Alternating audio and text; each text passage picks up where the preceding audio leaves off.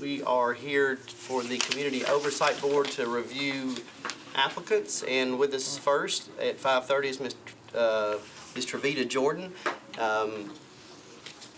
And have you got the questionnaire and you got the information in the mail, is that correct? Yes. And so you got the 3 questions that we are going to be discussing, is that correct? Yes. Okay, so we have 10 minutes. We're going to let you talk for most of the time. I'm just going to, if you don't know what the questions are, I'm going to give you the questions, and then you can just kind of respond to each question. If you want me to tell you all now, I'll tell you. If you want me to just go one at a time. One at a time. One at a time, and then if you're through early, somebody can ask you a question if they want to. So these are the 2 council members and 2 beside me, and so we'll be talking to you. So, all right, the first question is, briefly explain your interest in serving on the Community Oversight Board and the reasons you wish to serve. Well, definitely, unfortunately, we need this board. I say unfortunately because, like other cities around the United States, we've seen an increase in police-involved shootings and deaths. Not to say that all police are always at fault when these events occur, but we've seen an uptick, and definitely an uptick when it comes to African American males being the victims. So I think this board is definitely needed. I think that it will bring opportunity to Nashville to not just respond after a shooting has occurred, but actually to be proactive in trying to strengthen the relationship between the police department and the community. So I really think it's a great need. I want to respond to the call because I've been living in Nashville all of my life, born and raised. I went to John Overton High School, and I just know that this is what we need in our community. It takes some very brave people to apply for this because it's really not really wanted. Even though the vote happened, I've been hearing a lot of bad things. So it's going to take some tough-skinned individuals to be non-biased and to really research efforts to build and strengthen the relationship. So that is why I want to be nominated to be on the board. Next question is, please describe your background and or familiarity with civil rights and equity issues. I'm a graduate from Cumberland University. I got my BA in criminal justice, public administration. I received my master's also from Cumberland University and public administration. So I think that my knowledge with my education from Cumberland University in criminal justice has really kind of outlined the basis of policy. I know a lot of laws. I worked in the governor's office. I served on a Tennessee General Assembly legislature as a research analyst. So I think I have a lot of analytical skills that will be needed when you're receiving a lot of data that you need to go through. You have to be pretty in-depth thinker. You have to know how to research things. You can't just go what's on the surface. So I think those skills, my broad knowledge of the police department, I've been on a ride along before, so those things I do believe. I have a couple of police people in my family that are married in my family, so I think those different situations qualify me, or at least give me some of the foundation to be able to help serve on the board and to make some great recommendations that are not just filled with emotion, but with true facts and research. Okay. And the third question, please describe your background, experience, and or familiarity with criminal justice and policing practices. You just described a lot of it, but if you'd like to go on a little bit more, that's fine. Well, I've had some personal experiences too with the police. So I'll speak to those, and not all of them have been great, but I would say that one bad experience that I've had in the past is where I was pulled over for something, and they were trying to trying to identify a bad player in the neighborhood, and because I wouldn't provide any information, I took a charge that day. So, but I will say that one bad cop, that one bad experience did not shape my complete experience with police. I have police to come out to my house when my alarm goes out. I have police that when I'm driving and they give me a ticket because I was speeding, they are actually doing their job. So I think I've had some really great interactions. I've been around police that's in school, after school activities. I play sports, and so I've really built some great relationship with some officers. But there are some bad players, but I just I am able to see that one bad apple does not mean that the whole forest is bad, So I've had some good experiences and I had my share of some not great experiences, but I think that is what makes me a great candidate. I don't think someone who's never had any experience with the police department or anything like that would be able to really relate to certain situations. So I say I've been on both sides. I've had some great experiences and I've had some not so great ones. Thank you. We've still got about 4 minutes left. Any of the council members want to ask a question? You're the first one, so I'm. Yeah, we're gonna get our sea legs here for a Keep little that in bit. mind. Oh, we will. Yeah. I mean, I do appreciate anybody that wants to put himself or herself out there to volunteer on something like this. So, just thank you for applying. Thank you. Appreciate it. And just hearing what you have to say, just your educational background in some of the areas that you have already been a part of as far as your experience is decent. So I just wanted to let you know that. Thanks. Appreciate it. So we have 3 more minutes left. Is there anything else you want to add that is Well, not I captured? I just want to make key that I think this board is not just to investigate police shootings. I think it is to be proactive, to try to look at best practices in other cities and other neighborhoods to see how we can actually strengthen the relationship, to not only train the police department on how to work in inner city communities, but go to those communities and let them understand what police have to face to protect us every day. So I hope that this board will not just be called upon when there's a police shooting. I actually hope that we can put some proactive solutions in place to help Nashville be safer and have a better relationship. I guess a question I had, because there's so many applicants, we're trying to get to know everybody.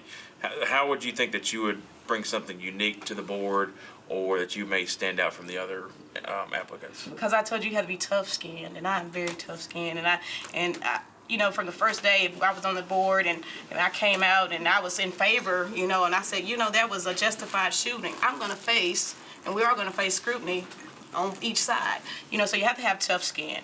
And also, I am, in my daily career, I am a senior business analyst for IVNV, which is Independent Verification and Validation. And so what we do is we independently verify data before a big company like the state of Tennessee right now implements a new software system. We make sure that the people who are implementing these systems are doing it correctly, that the money is spent right. So with those independent practices that I do on a daily basis for my career, I think those will really be helpful and beneficial in this situation. Okay. I think our time is up. So thank you so much Thank for you coming all. in and talking to us. I appreciate it. Appreciate it. Thank you so much. Thank you. Nice to meet you. I'm sorry you missed most of it. Thank you, sir. Thank you. Councilwoman. Thank you. Thank you, sir. Oh, thank you very much. Thank you. Oh, we got a minute before we. Larry, did you kind of get the gist of what we got 3 questions that we basically go through and let them talk for most of the 10 minutes, and then if there's any time left, then we'll just let people ask questions if they want to. So. And before you came, we voted on who's going to buy the pizza. And Yeah, it's whoever shows up. And that was you. It was you. It was you. And we're live all the time. And we're live all the time. I know, I gotta go to the funeral home, so I won't be able to stay all night. With my uncle. that's the way? Sorry. Passed away. I'm sorry for How old that. is he? John, he was gonna be 88 Saturday. That's the road's named after him. Doing fire, John Hager Road. Yeah. My mom lives on John Hager I Road. know, I was gonna see if Larry could name a street after me over there. The next person is Timothy Thompson. All right. You'll sit over here. Pull you down. Yeah, to adopt. You and Rose Pulley. All right. All the good stuff. Switch the name. We put Jeremy and Fabian over. Everybody's got to walk past him. All right. And it's 5:40, so you guys can start whenever you're ready. Okay. Okay. All right, everyone. This is Mr. Timothy Jackson. Is that correct? Thompson. Thompson. Sorry, see my glasses. I didn't have them on. There you go. Mr. Timothy Thompson. I apologize. Yeah, I'm going blind. So, I'm Kevin Roden. I'm the chair of the Subcommittee for Rules Committee. Okay. So we got Fabian Bedney, Jeremy Elrod, Jacoby Dow, and Hasty, I'm sorry, and then Larry Hager. Okay. And so all Metro Council members, and we're just kind of here to talk to you. You got the information that was sent to you, correct? Yes, sir. And it had the 3 questions in that you would be asked. Is that That's correct, correct? yes, Okay. So I'm going to ask you each one of the questions, and then you can just speak to them, and then after you get through with one, I'll ask you the other one. If there's any time left, then they can ask you questions as well, okay? All right, first question. Briefly explain your interest in serving on the Community Oversight Board and the reasons you wish to serve. The primary purpose of me serving on the board is to help in my community. The community that I live in and I work in is the Haynes Park neighborhood, District 1. When I moved into that neighborhood, it was kind of in a, I would say, kind of on the swing point of getting better. However, though, I felt like that I could contribute to the neighborhood by giving an opportunity through golf for the young men and women in the community to develop themselves. So through that, when the question was asked if I wanted to participate on the Oversight Board, I originally was not for it because I felt like that that I was doing a good service just within the community for what I was doing.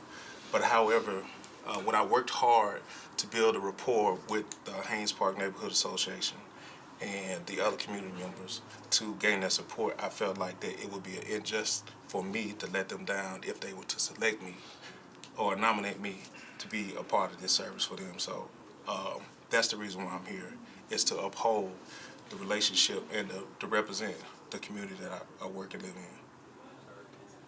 Okay. Second question. Please describe your background and/or familiarity with civil rights and equity issues. From a civil rights perspective, of course, I'm only 43 years old, so I wasn't born in the 60s, but I was born in the 70s. And I remember the very trying time of the early 80s when my dad was an activist for changing the community and different things like that. And I do remember some of the civil rights injustices. As a matter of fact, one of my mentors, Mr. Joe Guthrie, was very active in the civil rights period.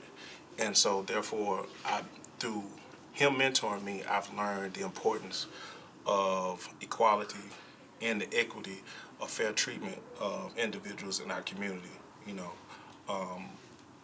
without feeling as if they don't have a right to have just treatment, by neighbors, the community, for whatever have you reason, that they exist, they have the opportunity. Thank you. And the third question, please describe your background, experience, and/or familiarity with criminal justice and policing practices. The neighborhood that I originally grew up in was West Nashville, kind of right around the Preston-Taylor area. Very, very, very high drug traffic area, especially during the early 90s, late 80s. And growing up in that area, the interaction with criminal activity was pretty apparent. I mean, it was right outside your doorsteps. And so, with that being said, I became a victim of some harsh treatment, from maybe some police officers, as well as the community that I lived in.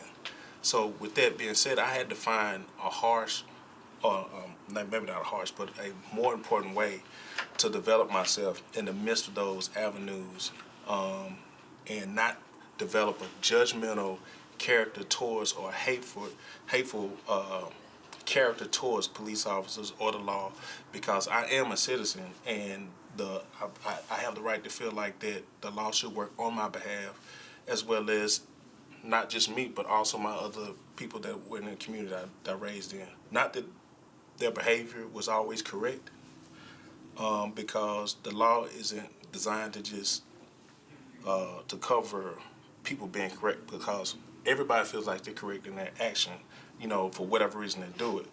But the law has a job that it has to do to protect not just the individual, but all the people that they exist in. So I had to learn how to develop myself and be a productive citizen amidst those, unjust treatments, harsh upbringing, and being able to be a productive citizen amongst all people in the Nashville community.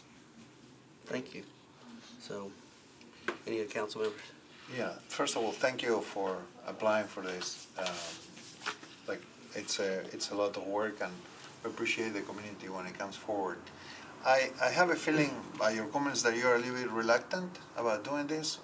Did I misunderstood your comments? I mean, how much passion do you have for, clearly you have enough or you wouldn't be here, but you said in the beginning that you were asked by your community to do this, and you wanted to heed to their call.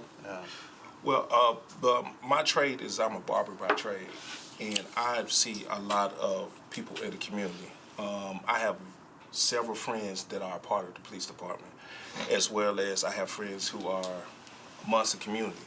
So me as an individual, if I'm going to represent the community, then I represent both sides. So I didn't want to put myself in a position to where I have to choose who was going to be my friend or not.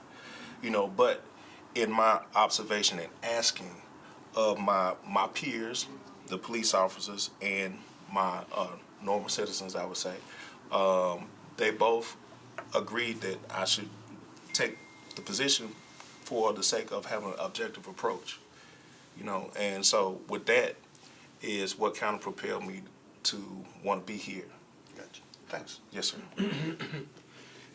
I just wanted to say thank you for coming. Thank you. As well.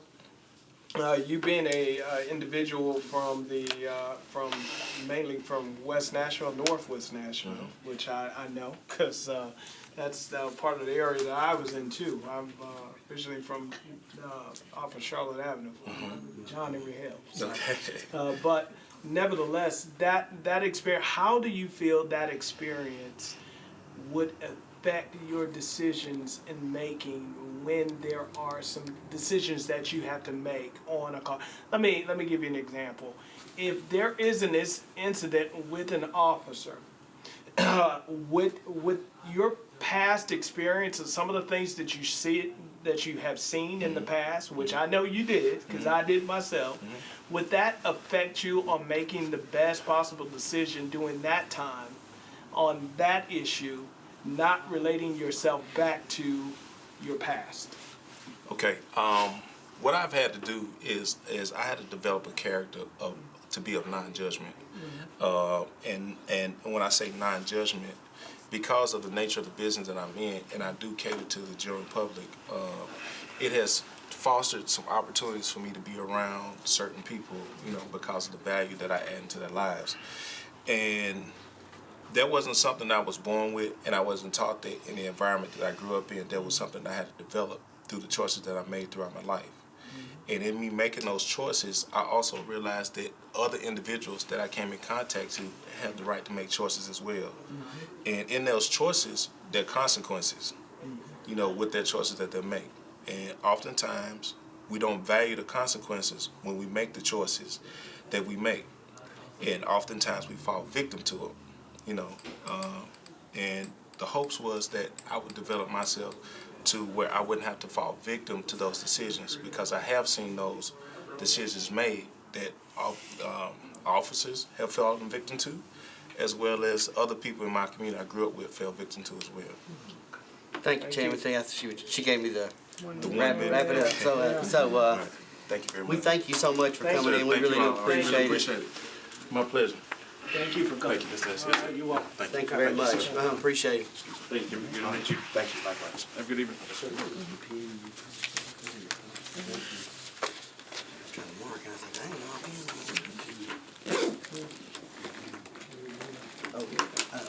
She reminded me, we're supposed to try not to talk very much. Okay. I mean, you can ask like real quick, short questions. We're supposed to let them do most of the talking for Yeah. 10 minutes. Yeah. If you ask, just be like, Yeah, just real quick. Yeah, that's what I didn't get my question. I know you did. You like me. Sometimes Yeah, it's hard. it is hard. It takes time. Yeah. Larry's that way sometimes Yeah, too. I'm like, hold on. He's an attorney. He knows how to talk. Yeah. Let's see, is this, who's the next one? You'll sit over here. This is Eugenia Grayer. I'll sit. This way. Geyer? Is it Guy or Gray? No, no. Sorry. I think Gray. Did you tell her that she has to sit? Oh, she's put I'm sorry. I thought she was sitting down. Leave her alone. All right, it's 5:50, so you guys are ready to start one. How you doing? How you doing? Thank you. Ms. Grayer, is that correct? Yes, sir. Okay. So this is Ms. Eugenia Grayer. Ms. Grayer, you have received all the information from the council in the mail, is that correct? Yes, sir. Okay, and you have, you received the 3 questions that you were going to be asked tonight, is that correct? Yes. Okay. So all these are Metro Council members. We're in the Subcommittee of the Rules Committee, and we are required to ask you the 3 questions, give you 10 minutes to speak to us and kind of just talk to us about your thoughts on the Oversight Board. So I'll start with the questions. The first question is briefly explain your interest in serving on the Community Oversight Board and the reasons you wish to serve. Well, the reasons I would like to serve, I have been a criminal defense attorney for 15 years in Davidson County. I also practiced for a year prior to that as an acting district attorney general in Knoxville. And just last year, this year I guess, I was a judicial commissioner for Davidson County as well. So I have worked in, I think, the 3 positions that deal with criminal law in our judicial system. I've had a good amount of time of coming into contact with officers on both sides, so they've either hated me or loved me either way. And I have come to appreciate police officers at this point. I mean, trust me, in my beginning of my practice, I thought I hated them, but defense attorney, right? But after 15 years, I've developed quite an appreciation for what they do. I want the community to have a sense of trust in their police department. And I want the police department to understand that the community has their best interests at heart as well, and they want to be protected and served just as much as the police want to protect and serve. I want to help the police department not have bad actors in there if possible. You know, because even in the legal field, we have bad actors, right? And our natural instinct is to protect them, but that's not what we should do. Right? So I would like to help the community and the police department as well. I have basically been in social service. I would call this what legal field is as a defense attorney in social service. And to me, that's to help the community is just an extension of that, is helping out my community. So those would be the reasons why I would like to be on the board and would develop my interest, if that answers your question. It does. Thank you very much. Second question. Obviously, you've talked a little bit about it, but please describe your background and or familiarity with civil rights and equity issues. I would say the criminal defense kind of goes into civil rights, because you are one defending your clients against various things, and most of my clients are underprivileged. They are indigent. They are usually minorities, and they do have numerous complaints of ill treatment, of racial bias, and so those are aspects I have to take into account when I'm negotiating, when I'm representing them before the court. As well as in my 15 years, I have taken numerous classes. I've done colleges, forums, read authoritative texts on those issues. I wouldn't say I'm a master of those things, obviously, but I do have some knowledge of the field. Thank you.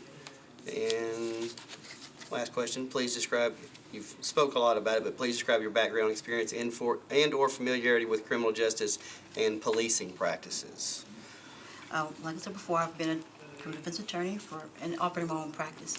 I was acting district attorney in Knox County while I was in law school, and then served a year as a judicial commissioner where I would be deciding innocent probable cause from police officers and listening to victims come forward to give their statements and deciding whether or not a case should be, I won't say bound over, but that a warrant should be granted and a defendant stay in custody. I would also grant bonds, grant orders of protection, things of that nature. So those are just rooted to me in criminal justice field. But also being a district commissioner and having the interaction with police officers, I think that also helped me get a deeper understanding of what they do and how they feel about the community. And I mean, it really helped have a deeper understanding because they are really nice guys. You know, most of them just want to come to work, be safe, go out the community. They do a lot. They'll see someone that's homeless on the street and they'll try to figure out how to help them out. They see the mentally ill and they try to help them.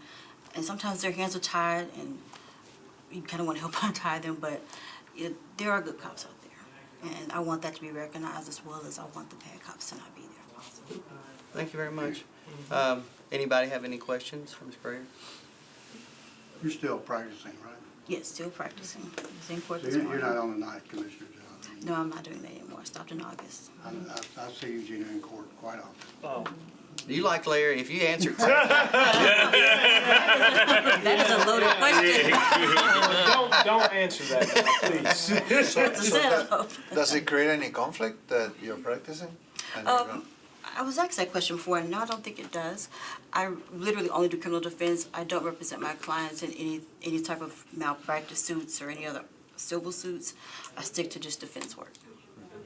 So just before the judges of our court system over there. right, and she, as an attorney, she knows, like, if she was on the Oversight Board and they were looking at a case where a police officer, it was, one of her clients, she wouldn't be involved. And so that's a simple, So then, at that point, she will have to recuse herself? correct. Correct.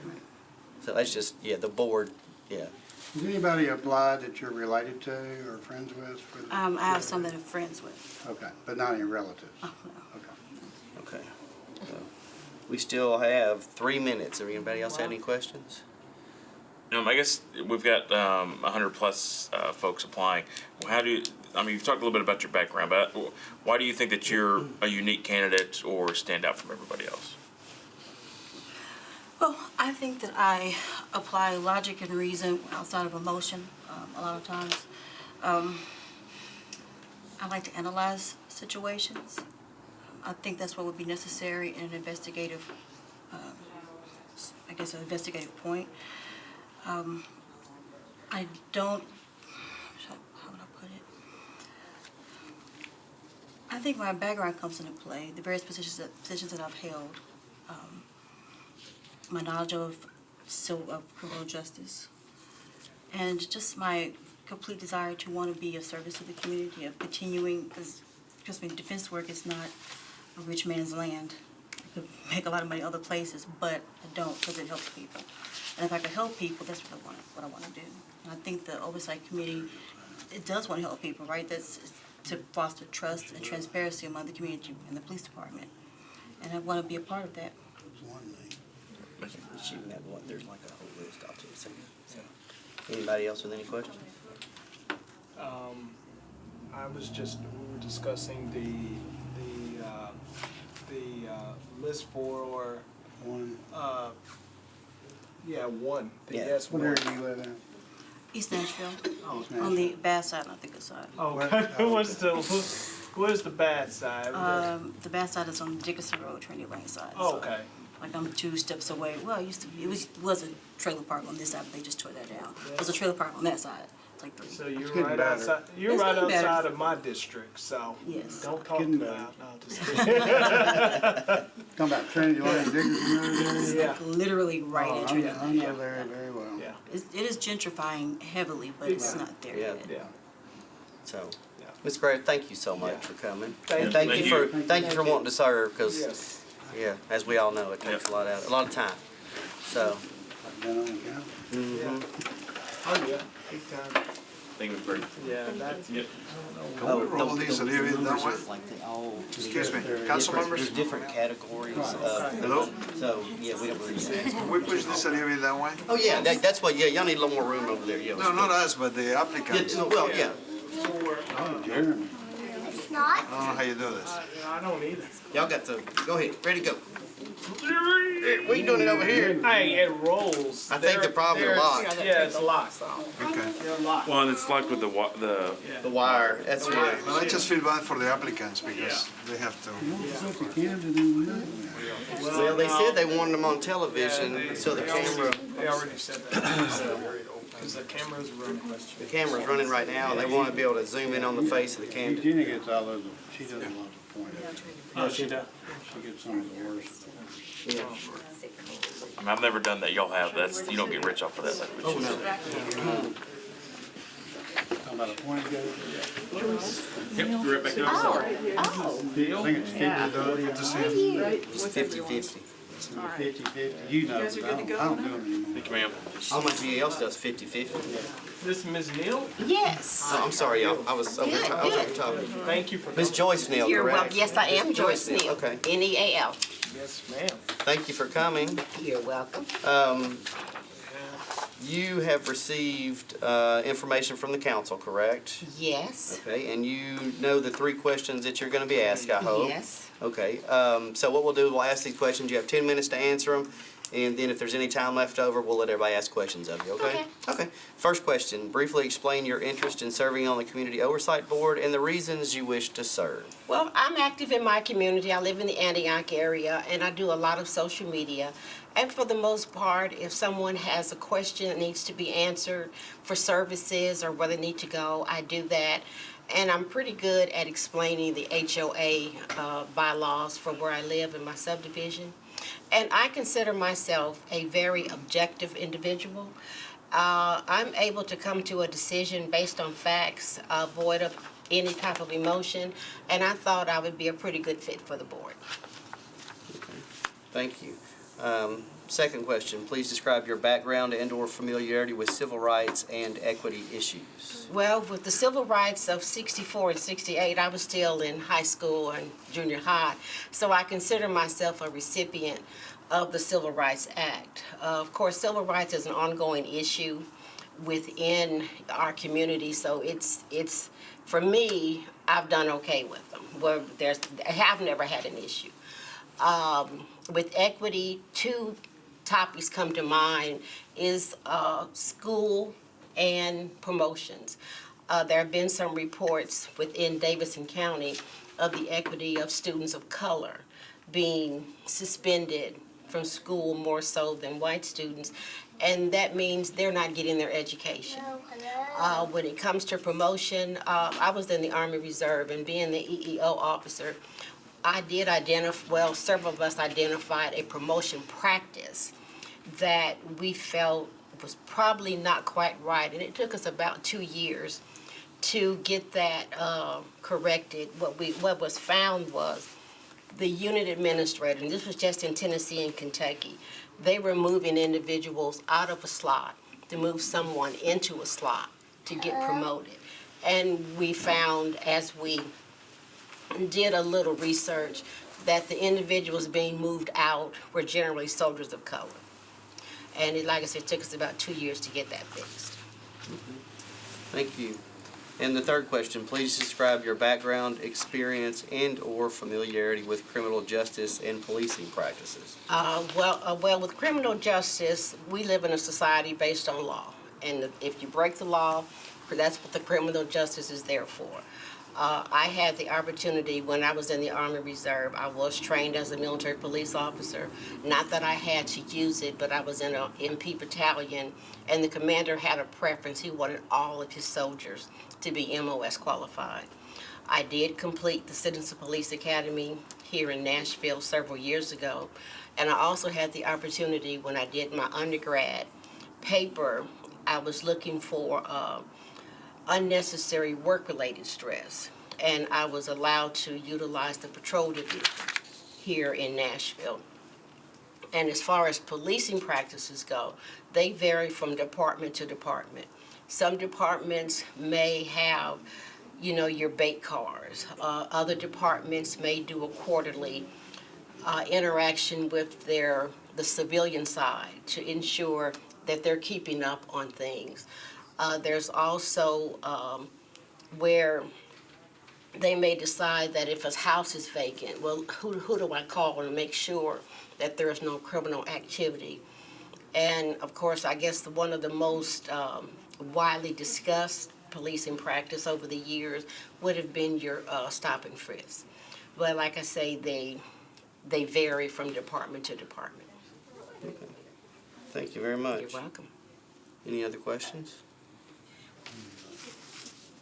Any questions? We've got a lot of applicants, 100 plus. How do you think that you stand out from everybody, or would be a unique asset to the board?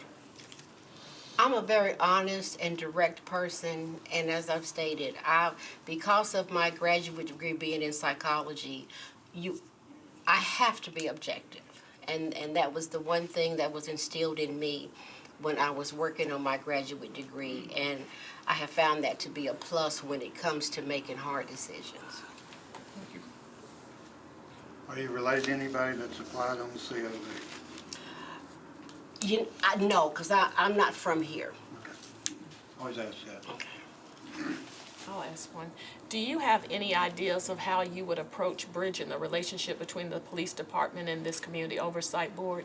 Because one of the ways for this board to be effective is that we're going to have the two sides work together. And so how would, do you have any ideas on how you would build trust within the police department to bridge the gap so that they work together with the oversight board? Communication is extremely important, and I believe in being honest, direct to the point.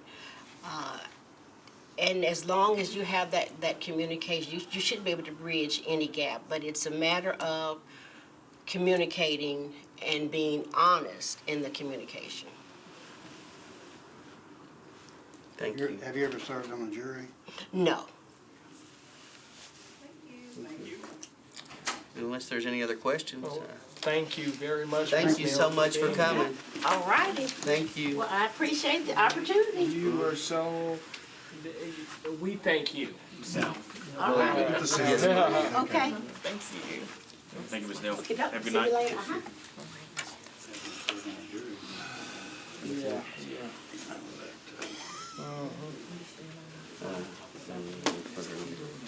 Is there influence?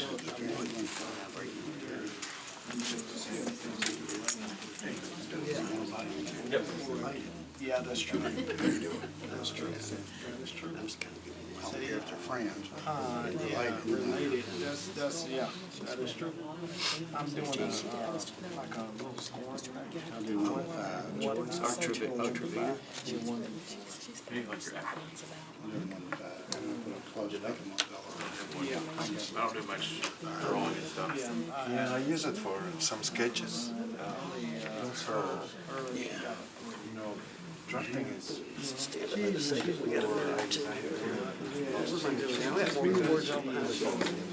pretty good. Touching the screen always. She does the best she can under circumstances. Yeah, but it's not.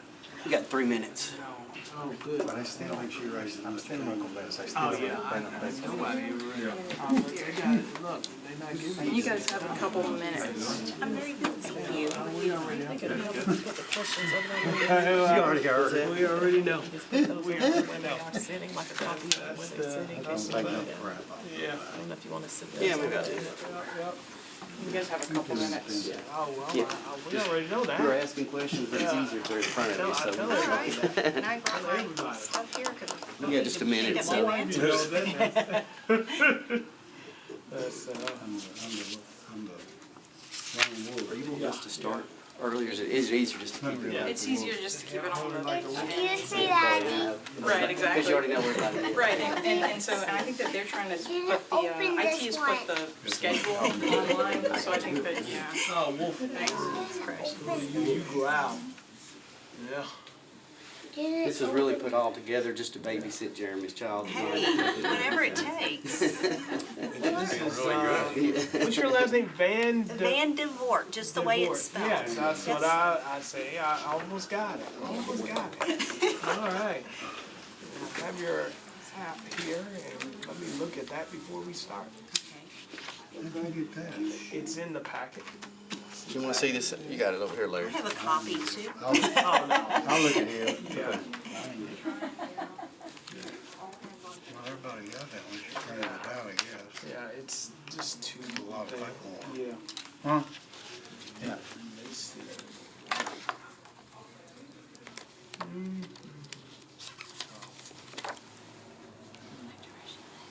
You about ready, Jeremy? Yeah, I'm ready where we're going.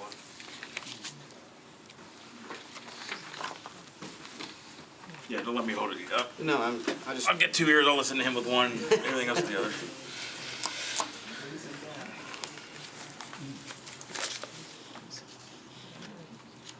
And you are Deloris Vandivort, is that correct? Yes, sir. Okay. And you have received information from the council and all the information that we needed and what you would be asked tonight, is that correct? Yes, sir. Okay. You have 10 minutes to speak to us. Obviously, we're going to ask you the 3 questions that everyone's getting asked. We'll let you speak for each question, and then if we have any time left over in the 10 minutes, we'll let everybody ask questions, okay? Yes, sir. Okay. So the first question, briefly explain your insight in serving on the Community Oversight Board and the reasons you wish to serve. Okay, my insight is to be a constituent voice, a non-political representative, and a volunteer. That was the one thing that really struck me with this. It's not a paid position. To represent balance and neutrality with a non-perceived agenda. I felt that was really important as I was going and getting signatures. It was interesting. I had some people not sign my document because, oh, I don't want you attacking the police, and I had others sign it because go after them, and I thought that's really sad because I am not big on preconceived agendas. Willingness to conduct myself in decision-making after all information is presented. I think that's very important. I was on the school board, and the reason I ran for that school board in Missouri was I kept going to every meeting, had an issue. Nobody seemed to listen. So the last thing I told them, I will run for school board if it takes that to get you to listen to me. I did get on the board. I had the most votes that year after being told I would not make it. And 6 months after getting on, my concern was actually they were being lied to. And so all the information was not there. And I learned real quickly, do not make a decision before you have all the information and listen to everybody that's involved. Treating both sides with dignity and respect, hoping to increase a basic trust between communities of all ages, Metro Police, and government. I think that's a very important dignity. I've been spoken down to by a lot of people, and I've been spoken up to by a lot of people, and I think dignity on both sides, no matter which side of the tracks you come from, is so, so important. I also see as a voice of the people to be involved in all allowing transparency. I saw in the news last night the 2 people that were chosen. That was a big deal, and I had already put that on mine. Between 2 parties to resolve the matters that seem like there can be no situations there, but then by presenting all the evidence to substantiate decisions that are fair and just to both parties. I think that is so important. That both people can be either raised up, all things can be taken care of. I hope to, on the board, diverse individuals with life experiences, not just an agenda, and to see that justice is fairly upheld by both the public and police department and others involved. I see that justice is fairly upheld. Oh, I'm sorry, I already have that. I am also hoping to, this is not politically driven. That is one thing when I saw this on the ballot. It was the biggest thing for me. I do not like politically driven boards in this kind of situation that somebody will gain in that issue. I see the board to be a balance of fairness with transparency, building a community trust through proper legal means. Next question, please describe your background, which you've done some, and/or familiarity with civil rights and equity issues. I have had a business, so I had to be a fair opportunity employer back in the 90s. So that has been one of the things that I have had to deal with.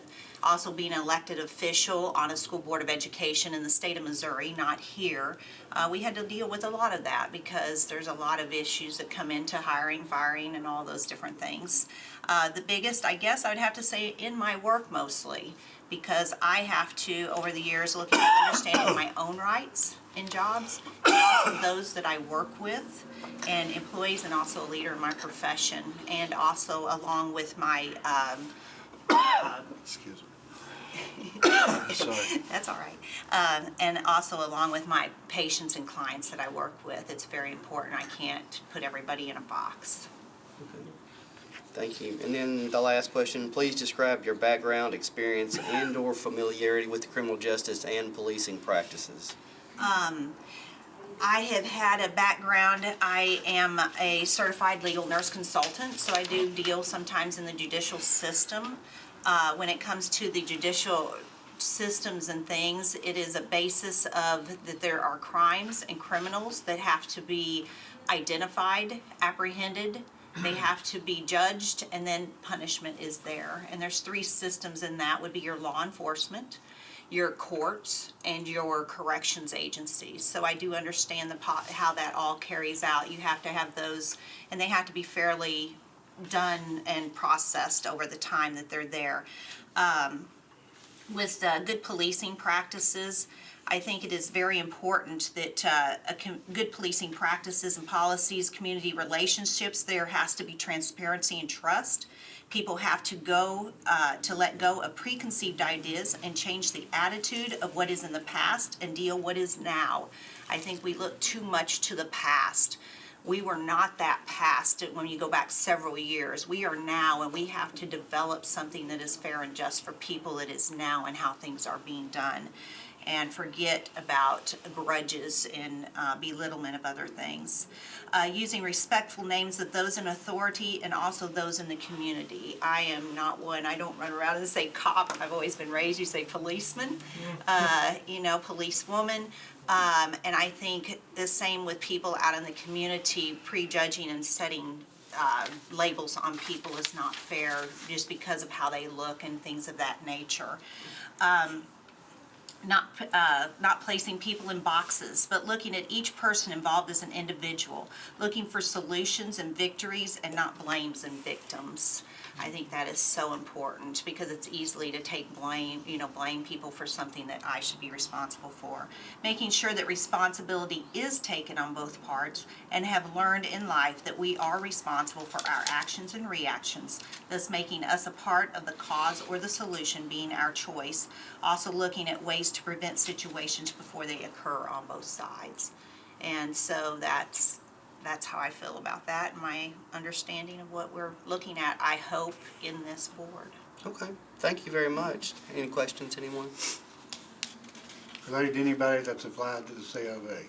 Pardon? Are you related to anybody that's applied to the COV? No, Okay, good. not that I'm aware of. That's always good. Out of everybody that's applied, how do you think that you stand out or would be make a unique contribution to it? I feel that I am, like I said, not politically, I don't have an agenda, and I want to see balance, and I want to see that transparency just as a constituent in this area. And I have worked extensively with people from all over the world. I've lived overseas, I've done mission work.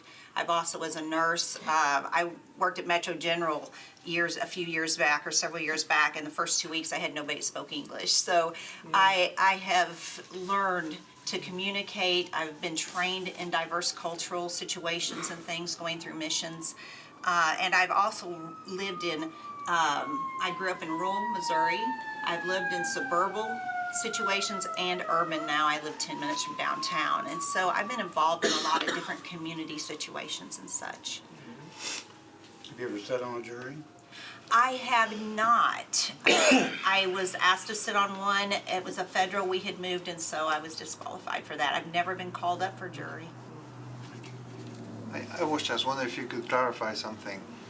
Maybe I misunderstood, but you said, if I remember correctly, that somebody gets arrested, then he goes to the jury system, and then he gets put in jail or something to that effect. There was a series of steps. And it gave me the impression that that was a predetermined thing. I mean, I was just wondering if you wanted to rephrase that or if I misunderstood. Oh, no, sir. I was explaining what the judicial system was. Now, not everyone goes all through those steps. So, no, it was just I was just stating that the judicial system is we identify things. Then people are apprehended if they have committed a crime or thought they've committed a crime. Then they go through the judicial system. And then if they are found guilty, then they would go to corrections. Thank you. Yes. I think our time is up. Thank you so much. Thank you all for your time. Appreciate your time. I appreciate it.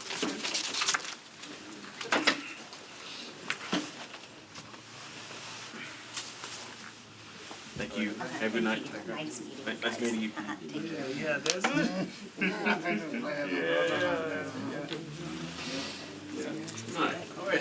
Jeremy, all right. Right over there. It's Jonathan Rizzo. Hey, how are you? Very well, thank you. All right. And this is Jonathan? Yes, sir. Rizzo, right? Rizzo, yeah. Okay. Jonathan, Mr. Rizzo, how are you? Very well, sir. Thank you. Thank you very much for being here. We appreciate it. You've received all the information from the council in the mail, correct? And you have received the questions that you're going to get here tonight. Is that correct? Yes, sir. Okay, thank you. So you have 10 minutes. I'm going to ask you the 3 questions. I'll just do it one at a time. You answer one, then I'll ask you the next one. And then after that, if we have any time left in the 10 minutes, then these nice folks around here will ask you some questions. Not too hard. It's pretty easy. Thank you. All right, the first question. Briefly explain your interest in serving on the Community Oversight Board and the reasons you wish to serve. Well, I feel a duty to serve the community. I served on the Neighborhood Association Board in Boston when we served 40,000 people. Very diverse population in East Boston. And you know, I live on Murfreesboro Pike, and I see people every day who seem to be falling through the cracks of the system, and I wanted to be a part of, you know, giving them a voice and making sure that they're served as well in specifically this capacity now. Yeah, I just let's see. I also work with Open Table Nashville. Lately we've been going around when it's really cold out, and we bring homeless people to the shelters. And I mean, I don't see a lot of the misconduct firsthand. Actually, the other night I saw an officer who was bringing a homeless person who was intoxicated to the shelter instead of to jail. I thought that was amazing. But I understand in the news lately there has been a bit of controversy, and I think that it's important to give the people a voice and hold people accountable when there's misconduct. You know, I think it needs to be fair, and I just look to facilitate that conversation as a part of the Oversight Board. That's really my goal. Okay, thank you. Second, please describe your background and or familiarity with civil rights and equity issues. Beyond high school and college education and everything, being on the board in Boston, I worked with people of all walks of life, from the people in affordable housing in our area, and then to the developers that wanted to develop the neighborhood. We went through a similar situation as Nashville's going through right now. I worked with the police there. The police captain would give us a briefing every week, and we had all kinds of issues, from just disorderly conduct to alcoholics in the square, and then to even MS-13 gang members and gang violence, serious issues like that. And man, these guys were great. They had developed a relationship with the community, and that was awesome. We did go through different trainings, and it's using the right pronouns with people, making sure that their physical and moral integrity. I wanted to make sure that I went through exactly what civil rights are, and it's outlined obviously in the Bill of Rights, but these are basic foundational elements of life that everybody is entitled to, and we just made sure that we kept those up in our area up there. And then now here in Nashville, I try to, in my personal life, I suppose, do that on a daily basis. But in terms of an official capacity, I'm a video producer and director. I deal with a lot of people, but I try to make sure I don't offend anybody and try to keep my wits about me. I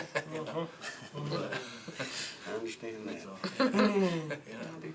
Yeah. All right, and the third question, I think you've kind of talked a little bit about it, but please describe your background, experience, and or familiarity with criminal justice and policing practices. Yeah, again, so I worked closely with the police in Boston there. Here in Nashville, I do try to, in the homeless outreach, if I see somebody getting arrested, I try to walk over and talk to the officer, and if there's any way I can take these, this particular population to a shelter instead of letting them go to jail. It can be detrimental to go to jail instead, especially if you're already going through a hard time. If I can get them out of that kind of situation, it's a little bit, but it goes a long way. My goal in doing that kind of work I know it's a little off topic of policing, but just to keep people alive for one night, you know what I mean? So a similar situation, if we can help people in just one night, one day when they need help the most. I know what it's like to need help. My house burned down in Boston, my apartment building, and people came from out of nowhere, strangers, to help us out, and it opened my eyes to kindness in the world, and then I felt the real drive to give back. But in terms of the policing efforts, I saw these guys in the different ways that they were policing there, and I found that the community policing really worked well, building relationships, and I know that it can be tough out there in the heat of the moment, and finding a way to de-escalate situations is, on the spot, it can be very difficult, but that's the name of the game, that's the job, and when on a case-by-case basis, I think hopefully this board will be able to just give people a way an outlet to, if situations need to be escalated and looked at in different ways. I don't think it's our job to judge, right? But it's, again, just to move it forward to the next step if that's necessary. So, yep, that's. Thank you very much. Yeah, I don't mean to be so long-winded. No, you're not long-winded. No. We had 10 minutes to fill. You could have talked the whole time. Yeah. So, anybody have any questions? Out of the 100+ applicants, how do you think that you stand out or provide something unique to the board?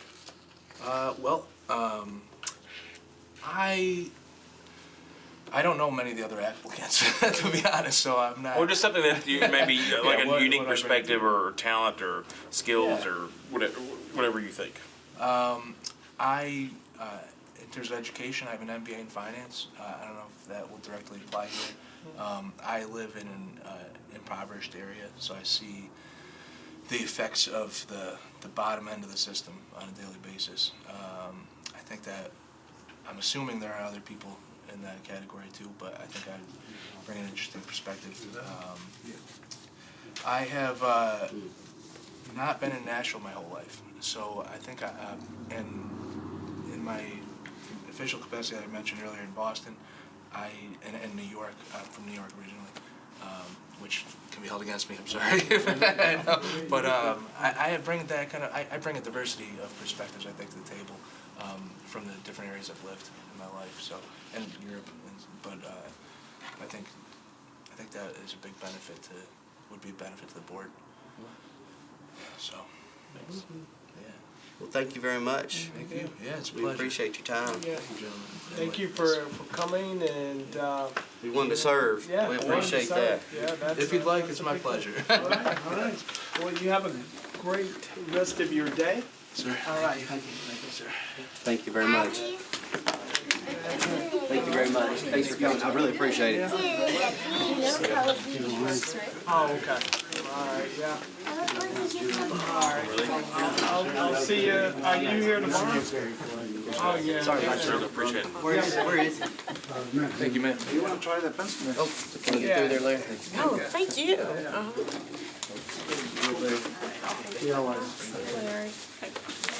We need to go to the restroom. We got a few minutes. We have 2 minutes, And she actually. doesn't bring them in until their time period. She doesn't need their, Yeah, they hopping them in. yeah, she just needs to wait until their time and then bring them. Yeah, because we're getting through like really early. Yeah. I told her we would. Cause she. If we were doing it, we throw could them just, in. if we didn't have to worry about but they gotta have it on. It's Yeah. my understanding they also have it on, Channel 3. The times are listed. It's on live and it shows the time when they're coming and stuff. So, Plug it in. like right now, we're on TV. Hi, everybody back home. I think it's pointing over there, though. I don't know if it's picking us Yeah, up. if it does pick us up, because I sit on the Or else I would drive. You'll sit over here? Oh, wow. Nominee. Ask your question, excuse me. Yeah. So if they're supposed to come in at 6:30, do you just bring them in at 6:30, like, you know? Do you want me to hang out until To their 6:30 time. and then, okay, yeah, I can do that. Because everybody try to take that 1 minute to run to the No, restroom. I get it. So Yeah, I'll do that. now the cost is in the bathroom. But we still have a minute. We'll wait on the cost to get back. Yeah, Okay, you guys are doing great on time. yeah.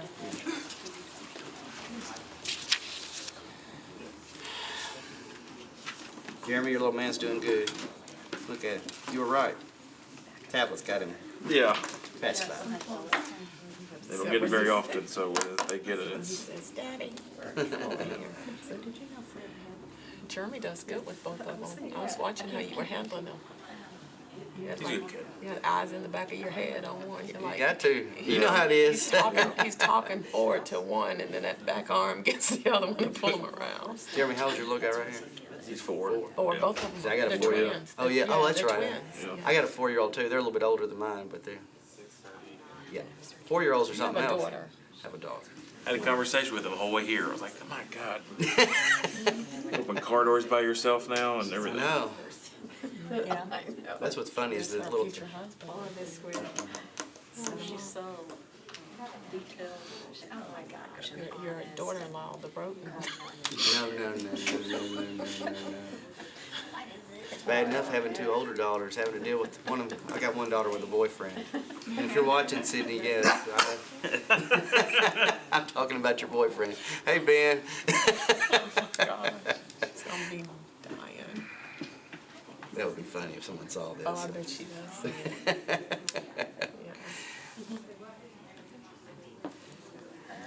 We're about to start. We're gonna. Okay. Waiting for one more council member. to We're join waiting, us. but if he's not showing, then Yeah, we're gonna have to move we'll forward. move without him. 2 of them. One had to go to a funeral this evening, funeral home, I should say. So. And you're Miss Julia Watson, correct? Yes. Okay. So we'll go ahead and get started.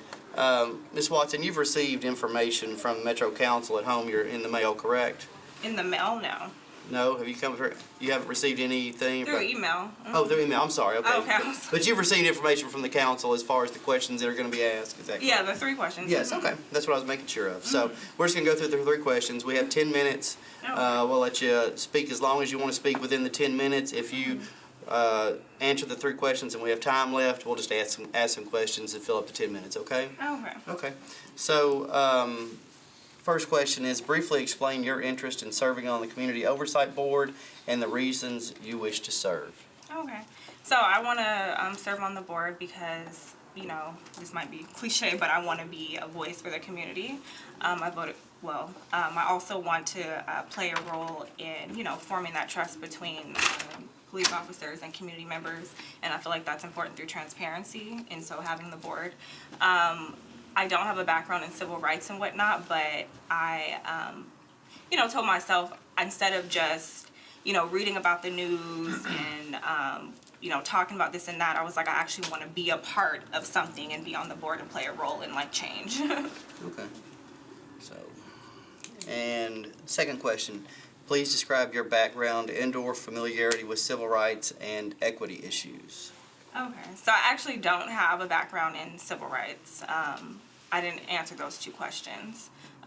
That's not my field, but I just, like I said, I just want to be a part of the community and play a role. Okay. And third question, again, it's a background. Please describe your background experience and familiarity with criminal justice and policing practices. I don't have experience in that. Are you able to elaborate on your experience with the police department? Have you had any direct experience with a police department?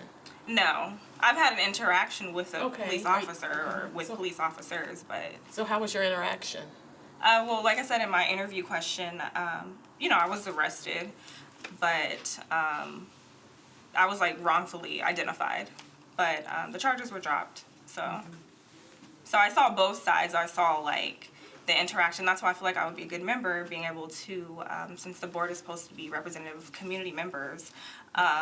I feel like I've seen that side, and I've also seen the side of, you know, the positive side, being pulled aside and being told, you know, police officers telling me you might want to not be hanging out with these people, or, you know, I was renting out a room and a situation had happened, and I was wrongfully identified. Any other questions? How would you think that you would stand out from the 100+ applicants that we've got for this? Is either by your background or something that's unique that you could bring to the board? Yeah, so I do feel like I said, being because I've seen both sides of, since the board members are going to be reviewing police misconduct, investigating cases, I feel like I've seen both sides, that side of being wrongfully accused, but then also the positive side of interacting with police officers and seeing, like, you know, mistakes can happen, and, you know, them being apologetic, like this was a mistake, and then also just trying to, like, encourage me to get out of that situation. So, and then also just like my skills, being a researcher, having to research information in terms of like investigating the cases. I feel like I'm good at like researching and finding information.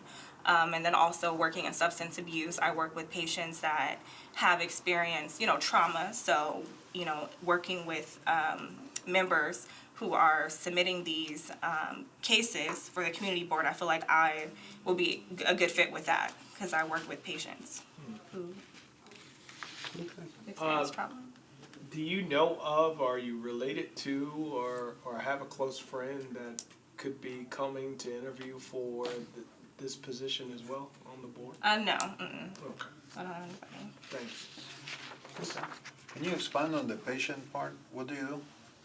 Oh, that is like in healthcare. I work with patients that struggle with substance abuse. Okay. So I pretty much like interview the patients and try to see which type of treatment we should put them in.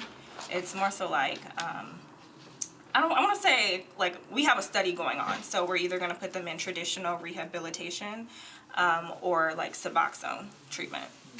Okay. And then I'm also like trying to get hours. They want me to start, they're pushing me towards being like a LADAC, so licensed drug and substance abuse counselor. Thank you. Thanks for your interest in volunteer with the community. Yes. Well, thank you so much for coming in. Okay. Thank you. Thank you for having me. All right, you're welcome. You have a great evening. You too, you guys as well. All right. Thank you, Ms. Watson. Appreciate it. I'll take a break, because the next one won't be until I need to next go to the week. restroom real quick. I need to run to the restroom real quick. Councilwoman Holloway says Is that who it is? yeah, retired police officer.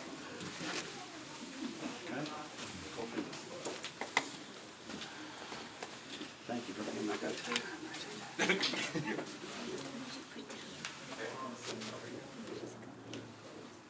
She has more experience. Yeah, that's what she said.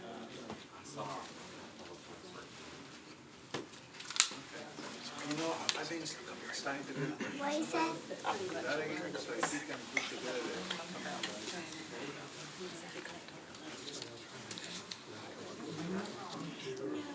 Not really, just want to feel for each person. I was about to say, there's been some that were better than others, but I thought all of them would have been fantastic. I think also just why.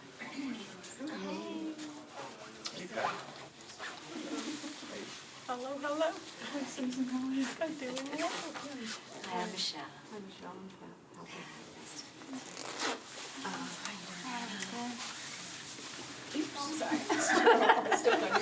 No, I'm just do you want to sit? Maybe we could pull another chair back closer so you can be a part of the back row too. Yeah, the back row, yes. I'm love first, the and I back was row.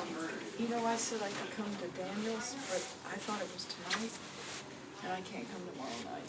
Yeah, in one of the emails, he said it was the 16th, but he had told me it was the 7th, and so I think it is tomorrow. So Yeah. we'll just have to see. Yeah. That's, That would I'm be planning on something to, yeah. I'm trying to keep up with all. It's gonna be a mess getting down here on Saturday. I don't think I can very easy. Orders those. Sorry, but you two can sit too. Some sincere lobbying going on here. You know us too well. Also, an advisory. Can't say for how long because I'll get you in trouble. How's it going? Good. It is very humbling to see so many people wanting to serve the city. Yeah. It's like,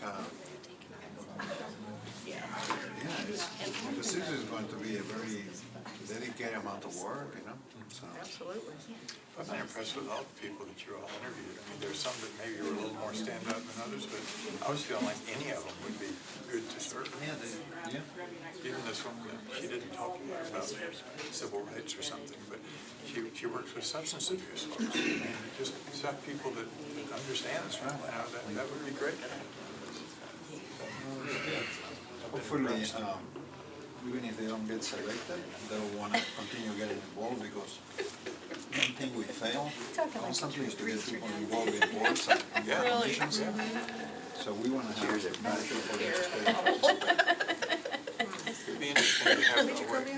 How are you? Interesting to have a way for these folks to come back together, even the ones that didn't get picked. I would like to get kind of an update on how. Oh, yeah, yeah. So you're more on the advisory committee. So you'll be sitting back here?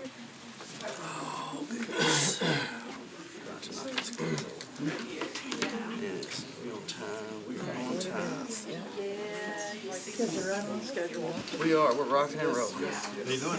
Fine, how you doing? Mr. Walter Holloway, Yes. how are you doing? I'm fine, I'm fine. Thank you for coming in today. You've received all the information from the council and the questions you're going to be asked tonight, correct? I hope you have. Yes. All right, so we've got 10 minutes with you here tonight. We're going to ask you 3 questions, let you answer each one. If there's any time left over after you answer the questions, then we'll just all start answering the questions until you get tired of us. Okay. All right, so the first question. Briefly explain your interest in serving on the Community Oversight Board and the reasons you wish to serve. First of all, due to my experience as a police officer in Nashville over 30-some years, the policeman is like this. They see more than the average human eye. So I like to be that person on that committee to be able to help with a situation. If they have questions about the procedures and the duty of an officer, I should be able to answer that question or tell them how we can attain the answer to that question. Okay. The next question is, please describe your background and or familiarity with civil rights and equity issues. Some of the things that I've been involved in is gang intervention. I've done some group work with children, Boy Scouts, Cub Scouts. Started out at Temple Baptist Church. I was asked to work with some teenage children that was around 15 to 17 years old and give them some idea of what to expect about life, period. And so what we did, we set up a program where we would explain to them about what they need to do in school and how to respect the teacher, and then what to do when they stop by the police officer, And it grew from there, and set up a program where the gang intervention started. We worked with the youth and spoke with them in a round table discussion. Then I spoke with their parents. And then I brought them together so they would hear the same thing. And I always let the parents know, never say no, not my child, because, they can be influenced by other people and stuff. And I've done some community things. We help pass out turkeys during Thanksgiving, and on the department we help give out toys and stuff at Christmas time to different families and stuff that's sign up that's in need. Okay. Thank you for that. Third question, please describe your background, experience, and or familiarity with criminal justice and policing practices. Obviously, we've had 30 years on the police force, I think. Yeah, I had 34 years, but they gave me an extra year of 35 for my sick time, so, so when the question was on the air, I said, what do I put? They said, so I actually served 34, but I've been serving from, I guess, in the area of Bellevue, around Charlotte Avenue and stuff. So some of the university, Vanderbilt, Tennessee State, Fisk University, and Harvard Medical College. So people are very familiar with me. They see me on extra jobs and stuff like that, and they know if I stop them, they're gonna be treated right. And so they asked me, what should I do? A suggestion, and I give them the best advice that I can give them. But I ain't gonna take no wooden nickel for anybody. They know they know I'm real, but I'm not gonna mistreat anybody. Okay. Well, that's 3 questions, but I'm sure we got some questions. Who wants to go first? And because you're the first former police officer we've had tonight, have you ever been involved in an officer involved shooting of some type, or involved in a situation where it almost led to, that was very tense and it could have led to that? Tell me about you've had anything like that or experienced anything like that? Yes, I had a gun put on me 3 times. Hold on you. The last time was a very bad situation. I was patrolling the area of Johnny Merritt, and we had a warrant list. We was checking on people that had warrants and stuff, and I saw this young man, and I just stopped and talked to him, and he gave me his real first name, real last name, but incorrect first name. Then I asked him where he lived, and gave me the correct street but the wrong apartment number. So I found out what he was doing. I said, well, let me get out the car, and because I ain't gonna tell him what may happen. And I found out what he was doing. I told him who he was, and so he said, I ain't going to jail, and went in his pocket to get a gun. And then the fight was on. So, but I was able to take his pistol from him and disarm him and stuff like that. But it's a tense situation. You don't know what you want to do, but just pray to God that I survive. Thank you for your service. Thank you.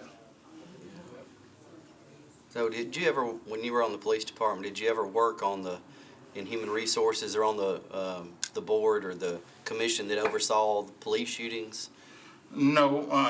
I basically was at first I was field training officer. After I went through the academy, about 5 years. Then you have to go to be a field trainer. You train them, come out of the academy, and you evaluate them and give them a score and whether pass them on. Then you train 2 months, then 3 or 4 months, and their 5th and 6th month, they be on a field training off for at least 6 months. So he be trained by 3 different people, So I feel if I couldn't train him, he couldn't be trained.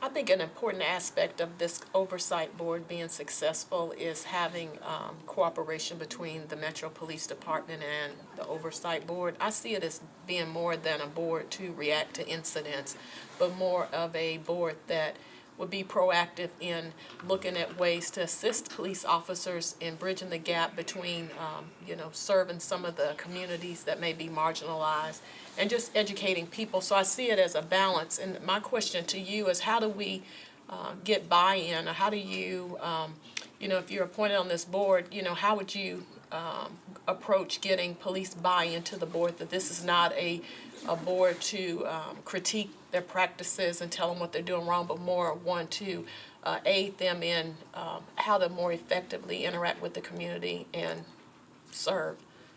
I believe, first of all, the police department here is a great department, but we don't like changes.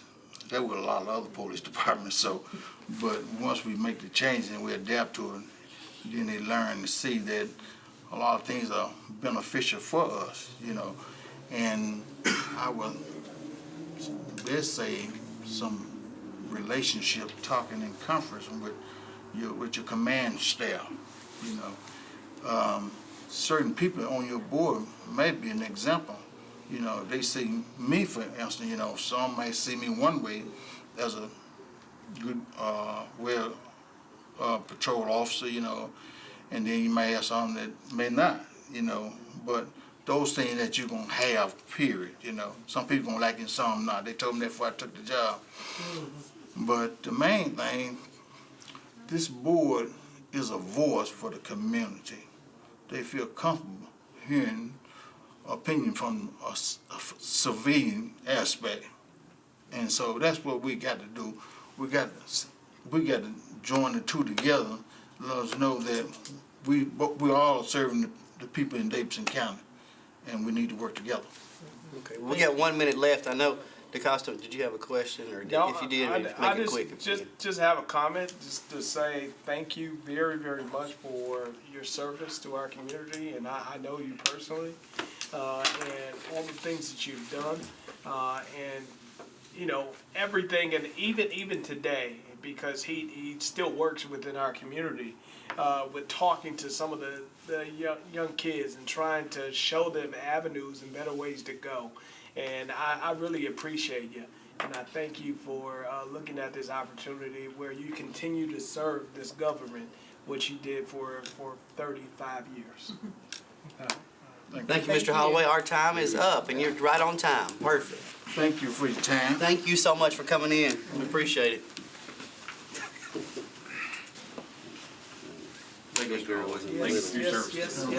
Yes. I have two older girls, 19 and 16. No, he's I thought the boy. That's a little boy right there. I thought that was a boy. That's why when you said I got He's got his two other brother. girls. That's my girls. That's my boy, and that's And my that's the little girl Yeah. with the blonde hair. That's him. Yeah. All right. He's so cute. He's something else. He's crazy. He's as crazy as his hair is, and that's crazy. He's cute though. I like him. It's Terry Clayton. I wouldn't know who he was. Thank you. I know. Yeah. Thank you, sir.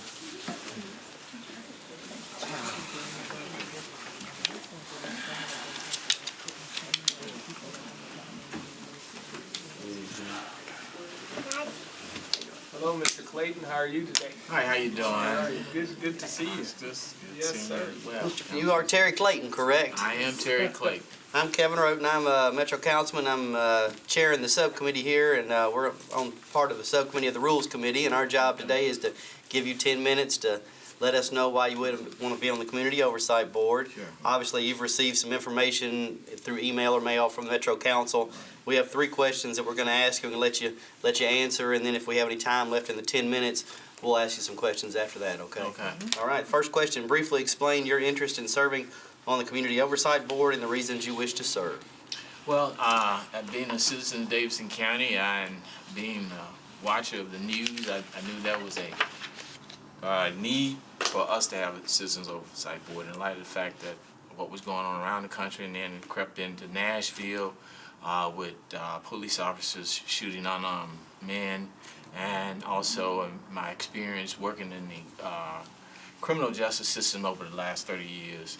I think it's only fair that individuals in the community have an opportunity to see what's going on behind the closed doors. The police department, normally they get the complaints, investigate them, and a lot of times people don't know exactly what happened. I think that with a Citizens Oversight Board, there will be some more transparency in complaints that are being filed against the police department. And also I think that, with my experience, having, been in the military as a MP, military police officer, and chief of equal opportunity, and I would like to be on the ground to help shape the Citizens Oversight Board so that the citizens of this community will feel like that the board is addressing their needs, and also the police officers feel like that, they're getting a fair shake and they're not just being targeted, by citizens. And with my experience, it will give me an opportunity to make sure that we have policies and procedures in place to protect the citizens and also police officers. Thank you. Second question, please describe your background and/or familiarity with civil rights and equity issues. Well, in that, I got involved with civil rights. I was legal counsel for the NAACP years ago, and was on the legal redress committee, and I've been representing individuals in federal court and in regards to civil rights complaints. I've also represented police officers, who have been disciplined by the chief of police and who had to appeal their rulings to the Civil Service Commission. In that, I've been involved in terms of fighting for equity and justice for citizens throughout my career. In that, I wanted to make sure that we have a good process in place, and my experience working as a equal opportunity officer at the National Guard, I was, investigated complaints. I also had to advise the commander relative to issues of dealing with discrimination, sexual harassment, and other issues regarding civil rights. And having been a litigator in civil rights cases, I think that my experience will be very beneficial to the board in that, I've had a lot of hands-on experience in representing people. Thank you.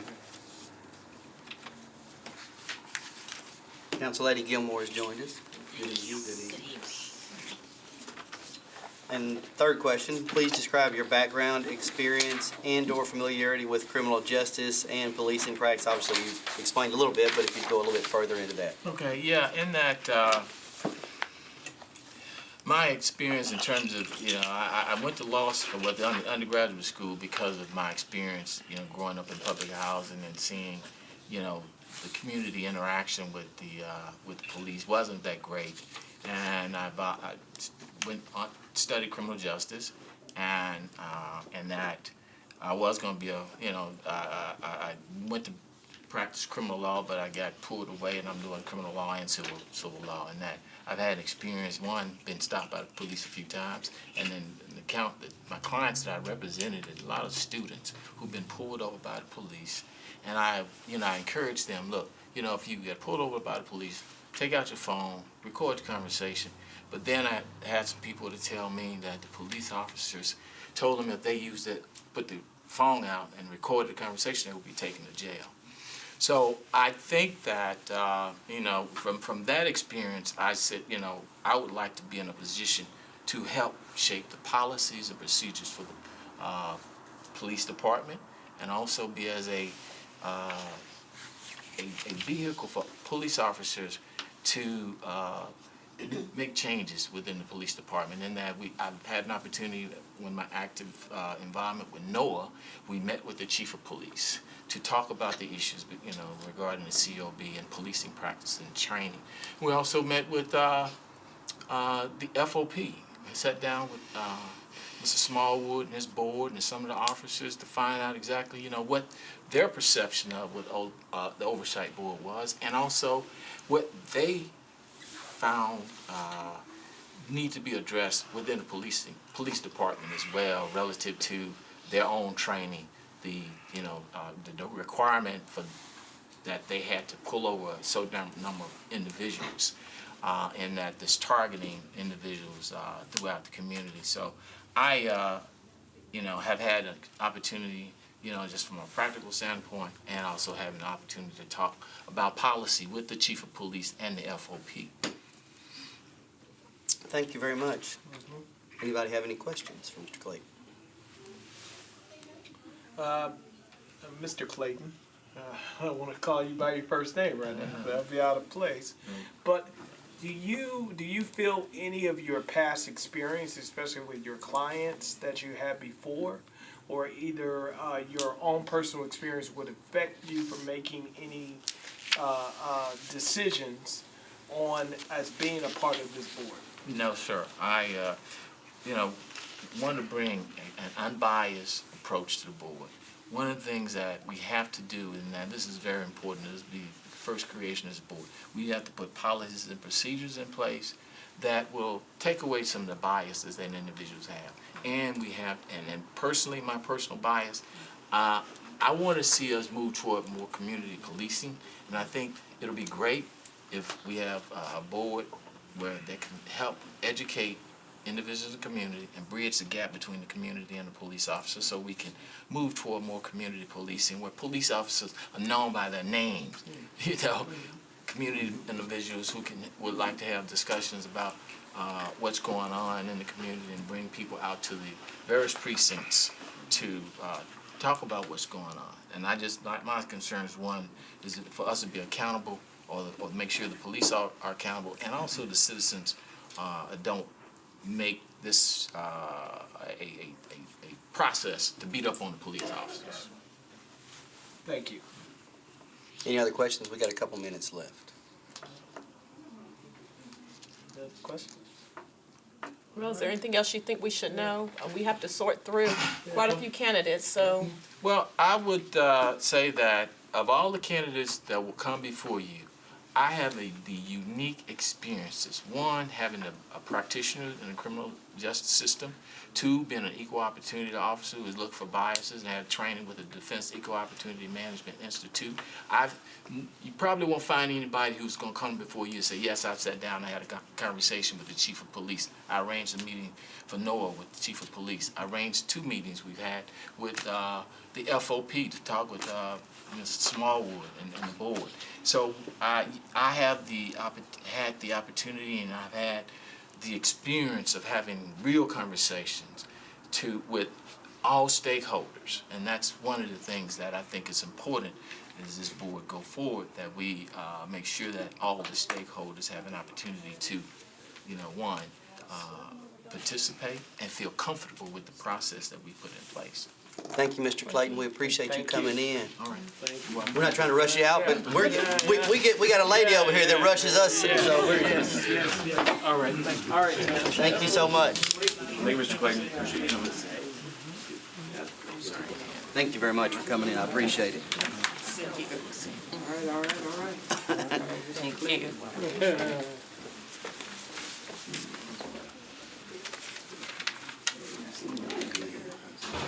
You ready for the next person? Okay. All right, and so you'll be sitting back here. Okay. Okay. Label nominee.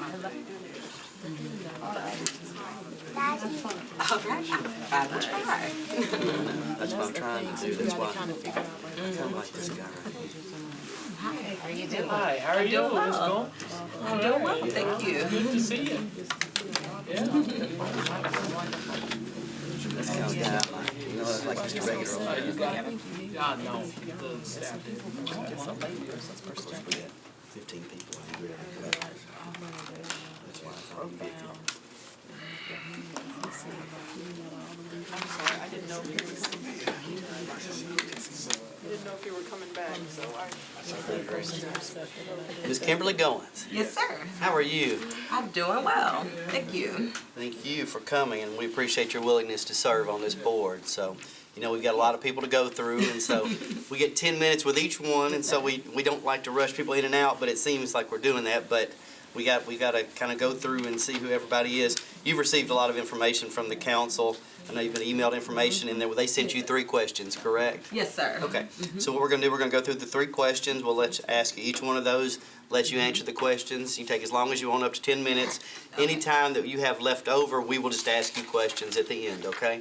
Okay. Sounds good. All right. First question. Briefly explain your interest in serving on the Community Oversight Board and the reasons you wish to serve. Okay, thank you. So there's a couple reasons I'm interested in serving. Some of the reasons just kind of have to do with just always having an interest and a passion in social justice and being involved in the community and so forth. And I know that I specifically have skills and background that I feel would be useful specifically to the Community Oversight Board. My background, some of my professional background is kind of in the area of law. I'm an attorney, licensed in New York, not here in Tennessee yet, hopefully here as well in the near future. And I kind of specifically have been involved and worked in areas in regards to civil rights and civil liberties, and also specifically criminal law.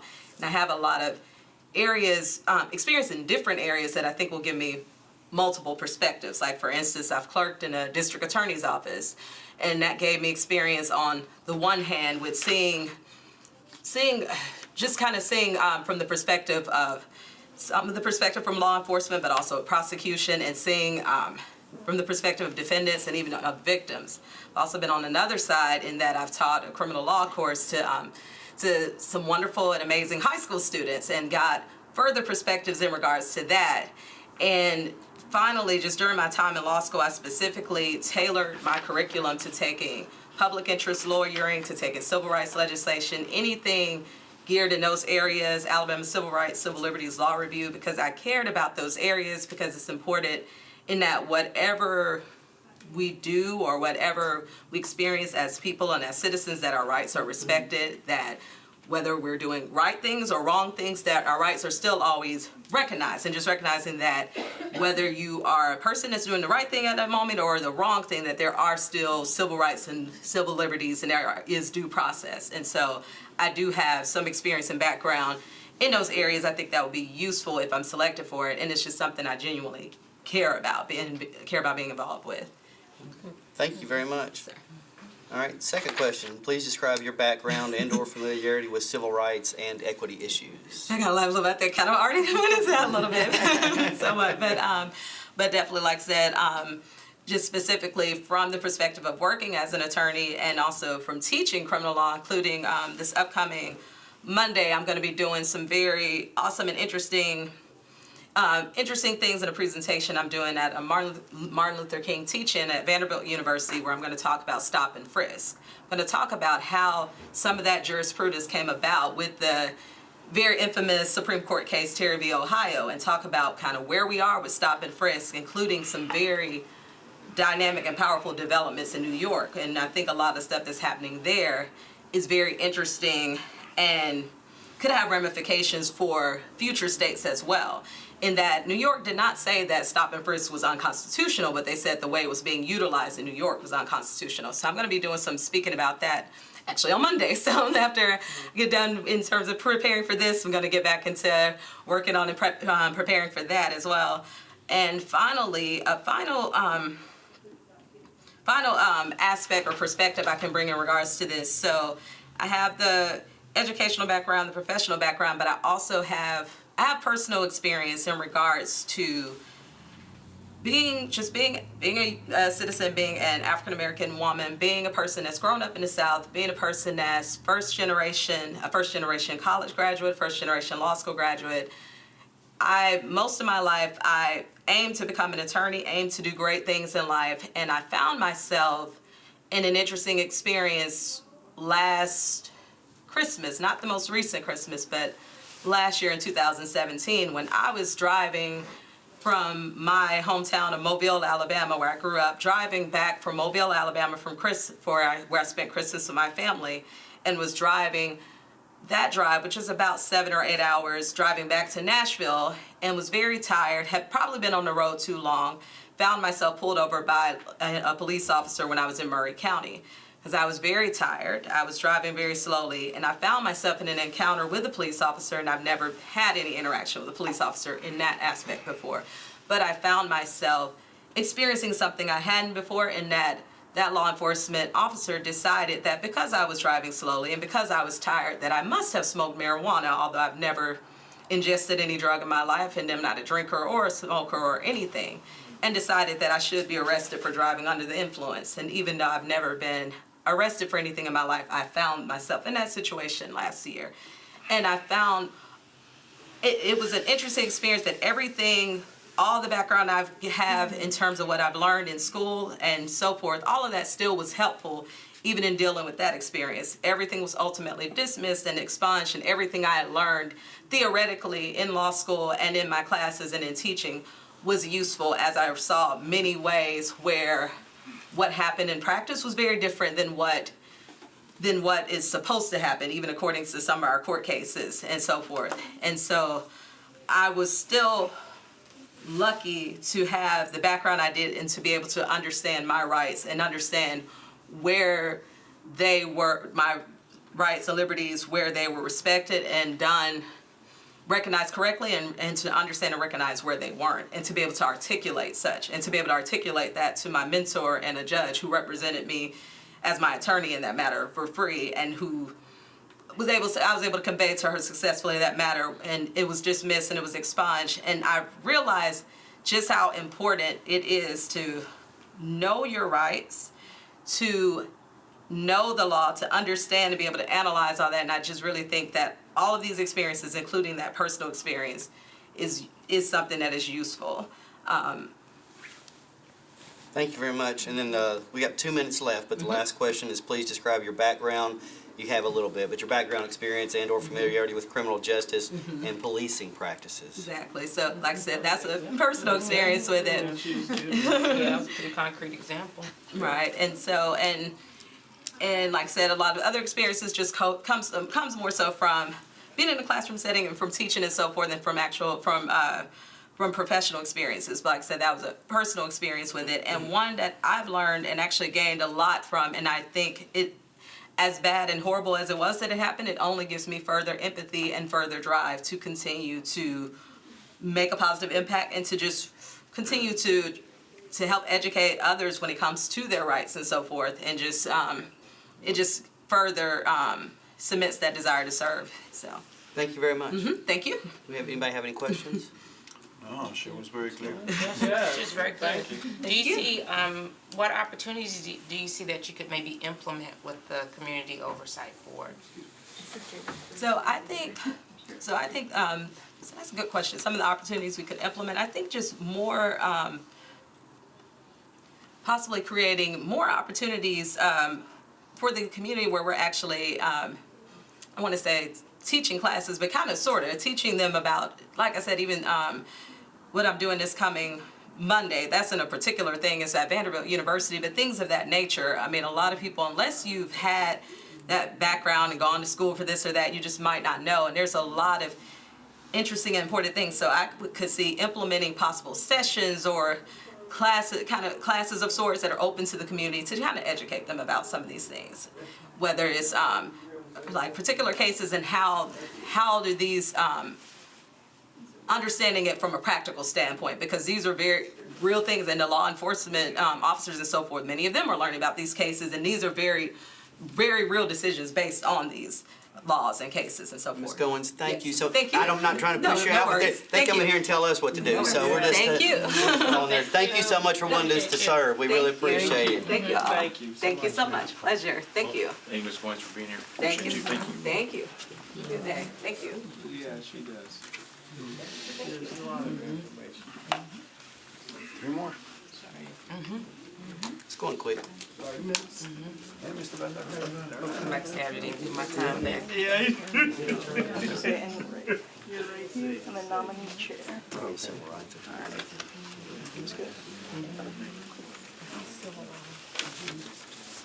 Mr. Albert Bender? Yes.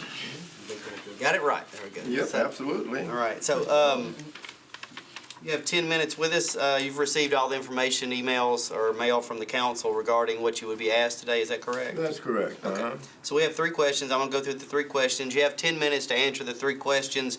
If there's time left over, we'll ask you questions at the end, but we'll start with the questions and we'll see how far we get from there, okay? Okay, sure, and it's a short period of time. It is a short period of time, so. Number 1, briefly explain your interest in serving on the Community Oversight Board and the reasons you wish to serve. Well, one is because I'm also a community activist, and I'm a journalist, and I write for a number of American Indian newspapers, and also have periodically columns in the Tennessean and other papers. And this is such an important issue that I feel it would be a real step forward for Nashville. And if you look at overall what's happening across the country, there are community oversight boards in states all the way from Michigan to New York to Florida to Georgia, Oregon, California, and the like. And I feel that my experience could be valuably used in terms of my being on the board, and I've had decades of experience in dealing with these kinds of issues. Okay, thank you. Second question, please describe your background and/or familiarity with civil rights and equity issues. Well, in terms of that, I have been an attorney for a number of different organizations and entities. I have had as my emphasis law dealing with legal services. In other words, dealing with people who are disadvantaged, people who are economically in economic straits and the like. And I have been a public defender. I've been the head of different legal services organizations in the Native American sphere and also in the non-Native sphere. And I've also been a chief judge at one time for an entire Native American nation. And dealing with those kinds of issues and in those type of purviews has given me a wealth of experience dealing with civil rights issues and equity issues for the disadvantaged of this nation. Thank you very much. And the third question, please describe your background experience and/or familiarity with the criminal justice and policing practices. Obviously, you've mentioned some, but if you want to expand on that a little bit, we appreciate it. Okay. Well, one, in terms of criminal justice and policing aspects of what has been a part of the policing aspects of my experience is also that relates to my journalistic endeavors. Because in many parts of the country, particularly dealing with Native Americans, as in dealing with African Americans in this part of the country, there's a lot of police misconduct. And I have, in the context of my journalistic endeavors, written a number of articles dealing with deaths that have resulted from police misconduct. And again, I feel that that gives me a great deal of experience in terms of dealing with these particular kinds of issues, and also being able to bring to the fore a particular perspective in terms of my, for want of a better word, my dedication working for the public good and social betterment. Thank you, sir. Anybody have any questions? I'll ask the same question each time. Sure. What opportunities, Mr. Brender, it's good to see you this afternoon, do you see that you could bring to the Community Oversight Board? Well, one, I've done a lot of studying in terms of how community oversight boards operate, and I found out that there are different kinds of community oversight boards. You have one which is the investigative focus model. Then you have also the review focus model. Then you have what's called the auditor monitor model. And what I have noticed is that the most effective models seem to be where you give the board some teeth.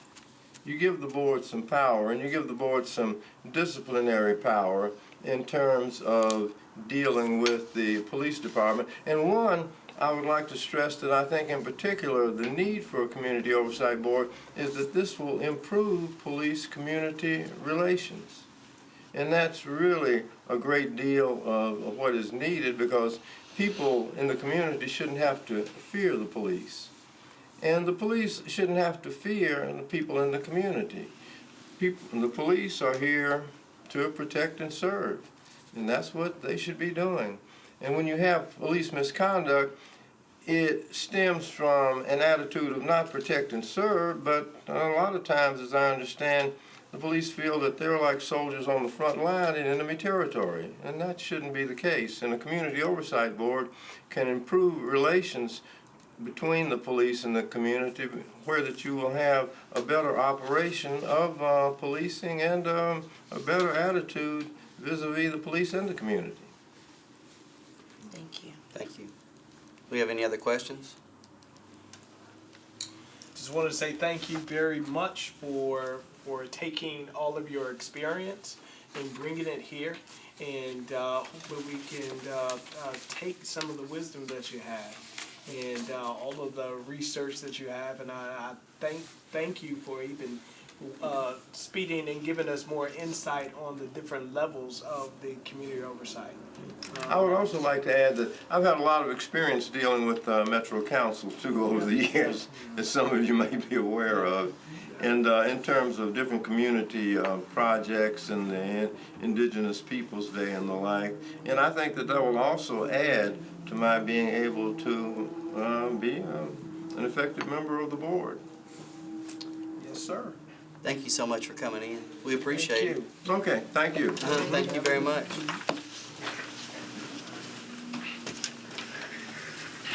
We got 2 minutes for our next one. Yeah. We only have 2 left.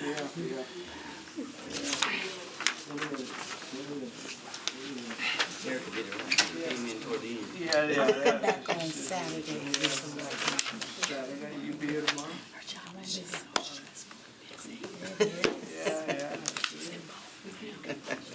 Very. She's in power. I think everybody takes their turn. So other people up on the banner. Gotta do a little work. Kids are not doing nothing in college but studying. They're not like me. Of course, I didn't have one of those.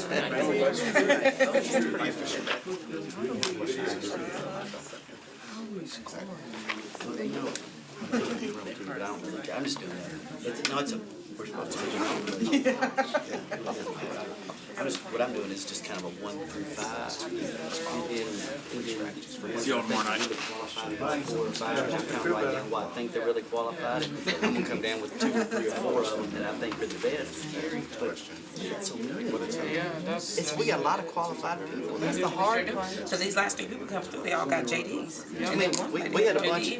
When Mr. Holloway was a retired police officer for 35 years. I mean, he knows, he knows how it works, And then we had a couple people up front. This one guy was from the barber. I like him. He was talking about how there's consequences to your actions, and people need to understand that. But he was from the inner city, and he's a really good candidate for the board. You know what I mean? And so you just hate that some folks can't serve. You know, I was trying to say who he was talking about. Oh, he was talking about. Mr. James Floyd. Yes. Jeremy, is he lead?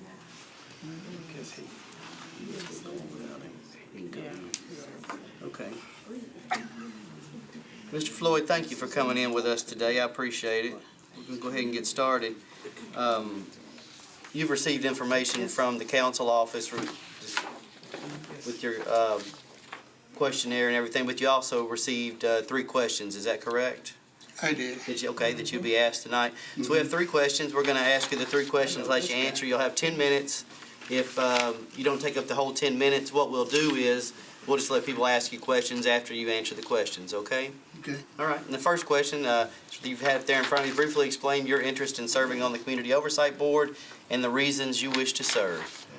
Well, I feel that it is my duty and also an honor to serve on the board. I didn't seek the nomination, but I accepted.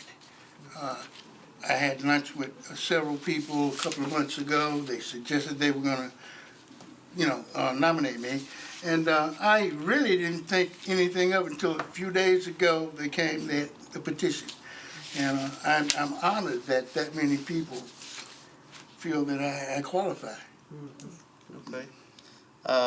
Can you, second question, please describe your background and or your familiarity with civil rights and equity issues. Well, I am an avid reader. I grew up in the 60s. We marched. We went through training at First Baptist Church, Capitol Hill, to prepare us for the marches, and I participated in the marches. Okay. And third question, please describe your background, experience, and or familiarity with criminal justice and policing practices. Well, I have a background that I think could either disqualify me or make me very qualified. In 1973, I was arrested for the robbery of a local bank, and I was charged with 6 other robberies. As a result of that, I did a total of 5 years incarcerated here at Rio Bend Maximum Security Prison and Atlanta Federal Prison.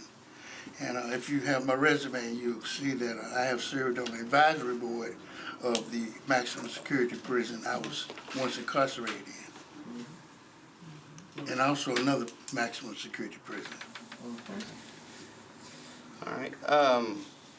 Since you were released from prison, what have you been doing since then? Since I've been released from prison, I have worked as an associate alcohol and drug counselor. I retired from Cumberland Heights. I have taught creative writing at Nashville State Tech. I have done an awful lot of volunteer work going into the prisons, working with Chaplain Jerry Wilburn, teaching classes to the inmates who were locked down 23 hours a day, and just various things. I've done creative writing workshops for different organizations, and basically that's it. Okay, thank you. Any other questions? So if, what opportunities do you see that you can bring to the Community Oversight Board? What ideas or opportunities do you think you could bring? Well, I'm just going to stay open and address the opportunities that, as they present themselves. I don't have any preconceived ideas. Okay. You know, I'll have to learn an awful lot about this board and its responsibilities, and I intend to do that. If I. And Any other questions?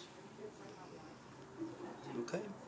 Well, we thank you for your willingness to serve. Thank you so much. you know what? Just one thing before, Mr. Floyd. I don't know if you have any idea, but you were a part of a program years ago, and you wrote a story about Junkman. I did. And I was one of those kids who you worked with. I remember So, Mr. Hastings. Yes, sir. I remember. Yes, sir. So I do know him. He's a really good guy, and he worked to change my life, and also looking at working with movies and all of that good stuff. So yeah, he wrote about Junkman, his experience here in Nashville, Tennessee. I'll never forget that. So the way you turned out is his fault? Yeah. Oh. I would take responsibility for that. Yes. Well, I'm very glad to see you. Thank you, sir. Thank you. Yeah. Thank you so Thank you, much. Mr. Floyd. We appreciate you coming out. Yes. Willingness to serve. I mean, I have to give you a hug. Yes, sir. I'm glad to see you. Yes, sir. All right. I appreciate you wanting to serve the city. Thank you. Thank you. We have 4 minutes before our last person. So now you know how. Yeah. Well, you turned out okay. I did, yeah, thank you.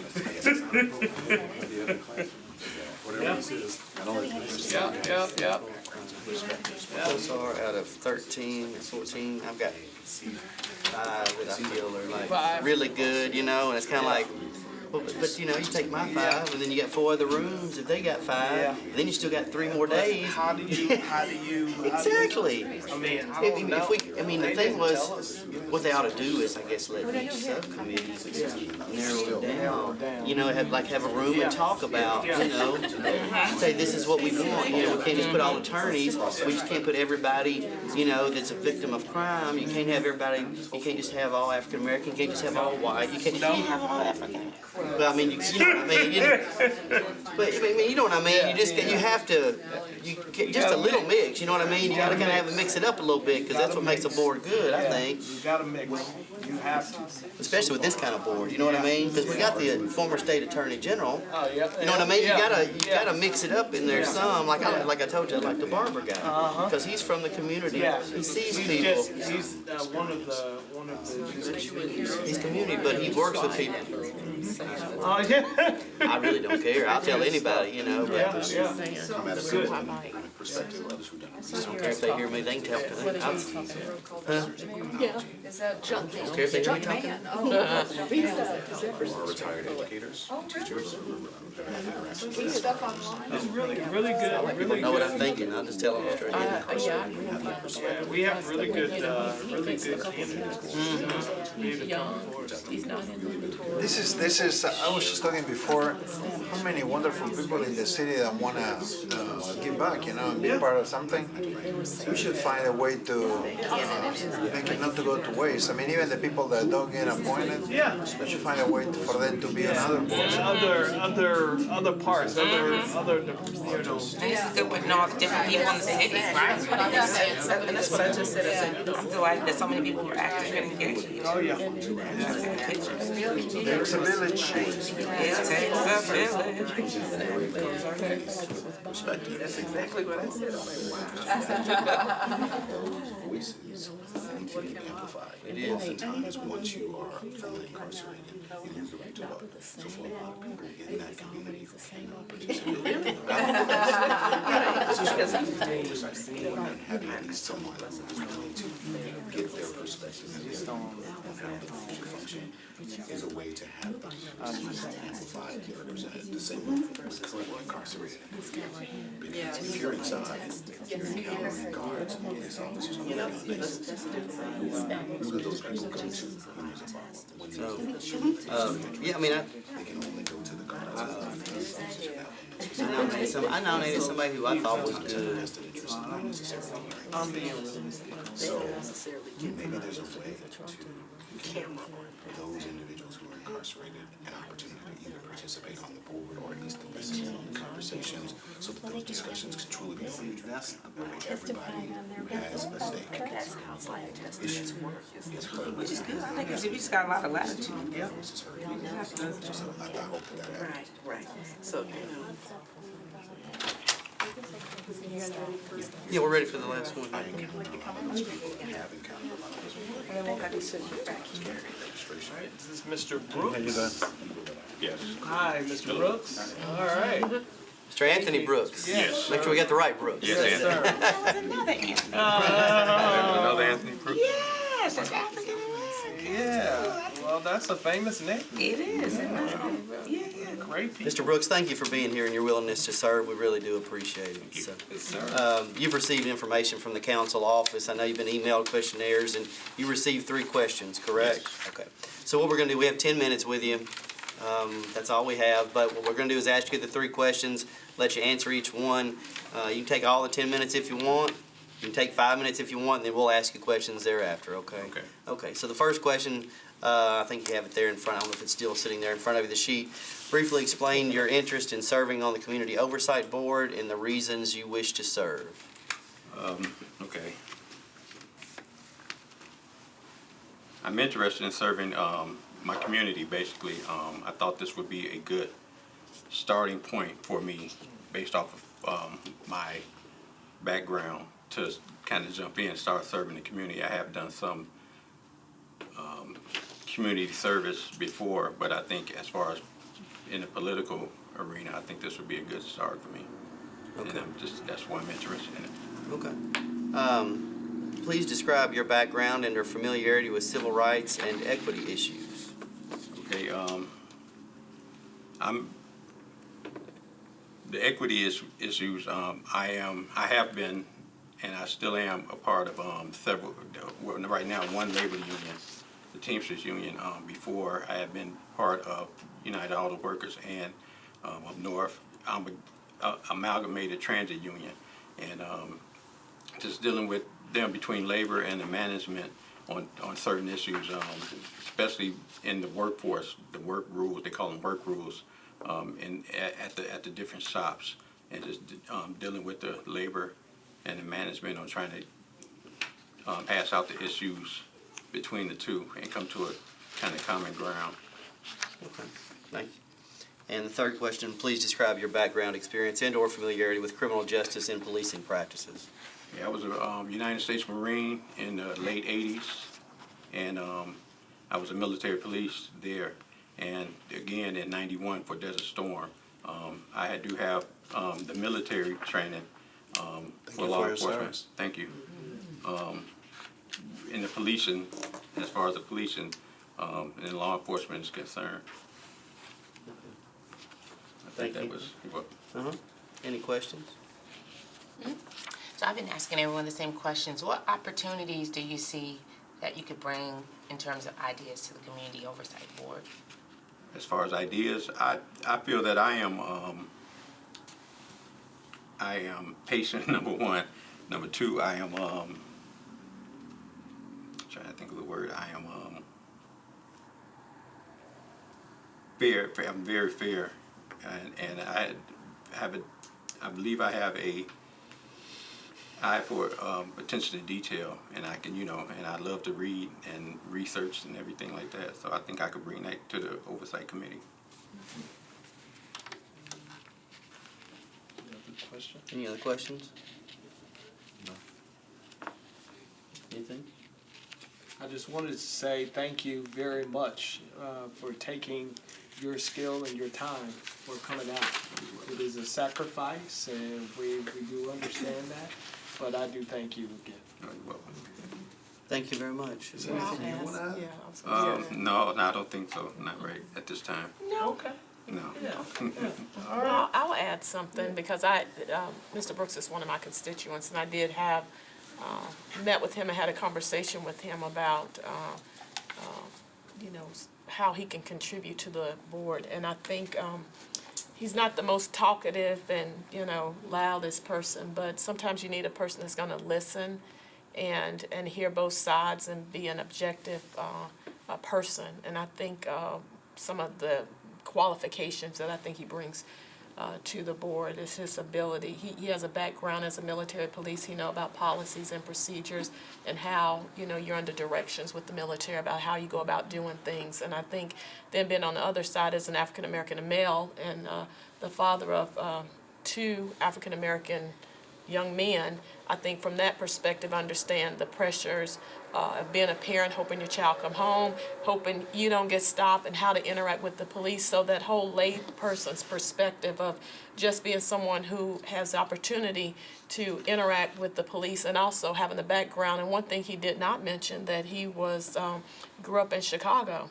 And have that history and background during the time of where, policing evolved. A lot of the policies you see now that's been put into question, came up in different situations during the 80s and a lot of the policing in that city. So I think from that perspective, even though he didn't bring it out, he brings some of that to the committee. So I appreciate that, and I really appreciate your interest in serving, so thank you. Thank you. Thank you very much for coming out. I appreciate it. You have a good night. All right, thank you, you too. Thank you for having me. Would you like to make an official call? I guess this just concludes our meeting, so thank you very much. Thank you for sharing. Thank you very much. You can stay on when the light is on. Yeah, it's still on. Oh, wow, that's good to know. That's good to know. It's still on.